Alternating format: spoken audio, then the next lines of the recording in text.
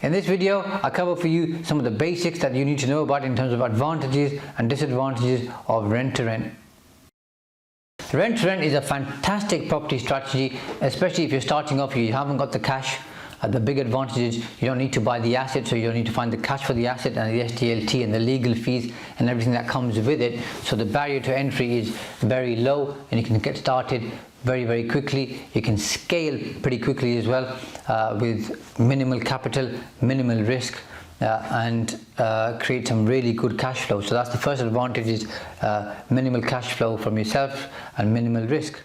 Another advantage, or second one, is that you can create some really good profit. I know we've got 200-300 rent properties, so it works incredibly well with them. They do both single lets, multi-lets, and also service accommodation. So you can have those three layers or tiers in your business, and so not only do you diversify, but you end up creating a good amount of profit on a weekly basis, monthly basis, and that works really well for you as well, and obviously for your clients who give you those properties.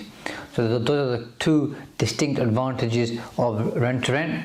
The things you should be watching out for, in my opinion, is that not every single landlord wants to enter into a rent-to-rent arrangement. So you need to make sure you kiss a lot of frogs before you find a prince, as in somebody who wants to give you their property to use for subletting or for rent-to-rent purposes.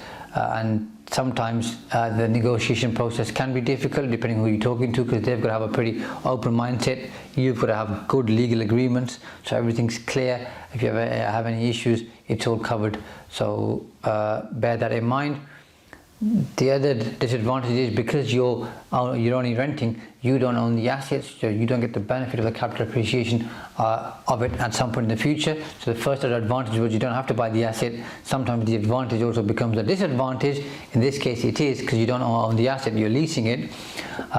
You don't benefit from the increase in the value of the asset over time, and that for some people is important for you. It might not, because you might just be looking to create cash flow and looking to create a business. But if you did want the extra advantage and benefit of the capital appreciation, then obviously rent-to-rent, it might not be the best way for you, but it might be a good place to start off to create the cash to then buy your own assets. And there's nothing stopping you starting with rent-to-rent, creating a good income stream, and then buying your own assets, so you can have a bit of both. People do that quite often. I think you should think about that as well. Another thing to bear in mind is it can be a costly strategy. So if you let out the property and you turn it into a HMO, you're responsible for the HMO license, so you've got all of those costs. You've got the costs of obviously having all the regulatory compliance in terms of fire doors, smoke alarms, and everything else that comes with it.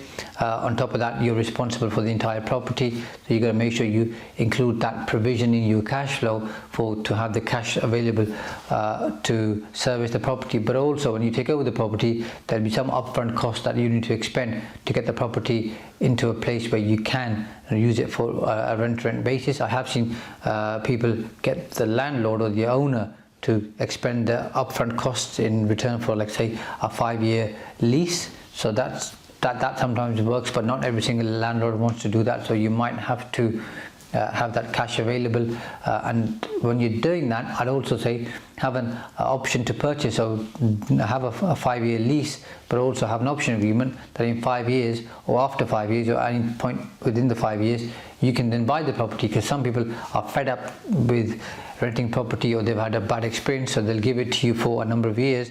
You could rent it out, create the cash flow from the property, and use that as a deposit to buy that particular property. That's something I think you should think about too. Those are some of the basics for rent-to-rent. If you're thinking of going into rent-to-rent, overall good strategy, minimal risk, minimal cash required, and it's going to get you off the ground.